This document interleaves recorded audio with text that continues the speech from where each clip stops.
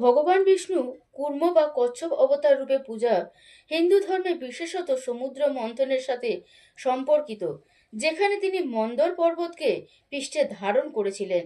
উড়িষ্যার চম্পানাথ মন্দির সহ বিভিন্ন স্থানে কুর্ম অবতার রূপে বিষ্ণুর পূজা করা হয়, যা কচ্ছপ অবতার হিসেবে পরিচিত। এই অবতারের কাহিনী বিষ্ণু পুরাণ এবং ভাগবত পুরাণে বর্ণিত রয়েছে। আজ তার কাহিনী কিছু কিছু করে আমরা জানবো। অমৃত প্রাপ্তির জন্য দেবতা ও অসুররা যখন সমুদ্র মন্থন শুরু করে, তখন মন্থনের জন্য মন্দর পর্বতকে মন্থন দণ্ড হিসেবে ব্যবহার করা হয়। মন্দর পর্বতকে রাখা কোনো ভিত্তি ছিল না, তাই সেটি সমুদ্রে ডুবে যাচ্ছিল। এই অবস্থায় ভগবান বিষ্ণু কুর্ম বিশাল কচ্ছপ রূপ ধারণ করে সেই পর্বতকে নিজের পিঠে ধারণ করেন এবং রক্ষা করেন।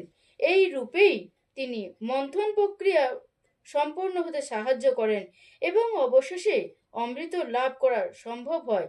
এই অবতারকে ধ্রুবকর্ম বা কর্ম অবতার নামেও পূজা করা হয়, যা বিপদের সময় ত্রাতা হিসেবে বিষ্ণুর ভূমিকা স্মরণ করেন।